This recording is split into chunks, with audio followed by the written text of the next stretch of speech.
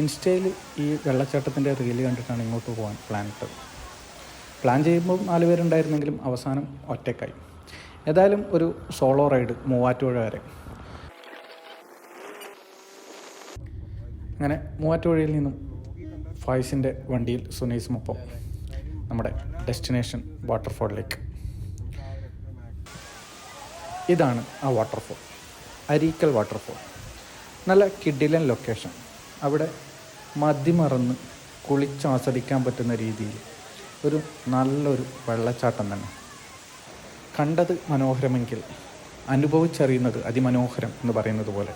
ഏതായാലും വെള്ളച്ചാട്ടത്തിൻ്റെ ആ മനോഹാരിത അറിയാൻ കൂടുതലൊന്നും ആലോചിക്കാതെ നേരെ വെള്ളച്ചാട്ടത്തിലേക്ക്. ഒരല്പം സ്ലിപ്പറിയൊക്കെയാണ് പോകുന്ന വഴികൾ, പക്ഷേ അവിടെ എത്തിപ്പെട്ട് കഴിഞ്ഞാൽ ഒന്നും പറയാനില്ല. നല്ല മനസ്സിനും ശരീരത്തിനും ഒക്കെ കുളിർമ നൽകുന്ന നല്ലൊരു അനുഭവം തന്നെയായിരിക്കും എന്നതിൽ സംശയമൊന്നും വേണ്ട. ഇവിടെ വരികയാണെങ്കിൽ കുളിക്കാനുള്ള ആ സെറ്റപ്പിൽ തന്നെ വരണം. നമുക്ക് നല്ല രീതിയിൽ എൻജോയ് ചെയ്യാൻ പറ്റുന്ന ഒരു സൂപ്പർ വാട്ടർഫോൾ തന്നെയാണ് ഈ അരീക്കൽ വാട്ടർഫോൾ.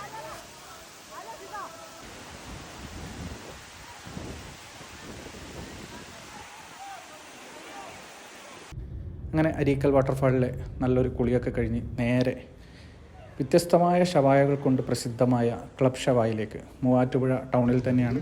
നമ്മൾ 3 വ്യത്യസ്തമായ ഷവായയാണ് ഓർഡർ ചെയ്തത്. പെരി, അറേബ്യൻ, അതുപോലെ തന്നെ മസാല. അപ്പം ഇത് 3 ഒന്നിനൊന്ന് മികച്ചതായിരുന്നു. ഇപ്പം അരീക്കൽ വാട്ടർഫോൾ കാണാൻ പറ്റുന്നവർ ഫുഡ് കൂടി പ്രിഫർ ചെയ്യുന്നുണ്ടെങ്കിൽ ധൈര്യമായിട്ട് സ്വാദിഷ്ടമായ ഭക്ഷണം കഴിക്കാൻ വേണ്ടി കയറാൻ പറ്റുന്ന ഒരു ഹോട്ടലാണ് ക്ലബ് ഷവായ എന്ന് പറയുന്നത്. അപ്പം അരീക്കൽ കാണാൻ വരുമ്പോൾ ഈ ഫുഡ് കൂടി നമുക്ക് എക്സ്പ്ലോർ ചെയ്യാം.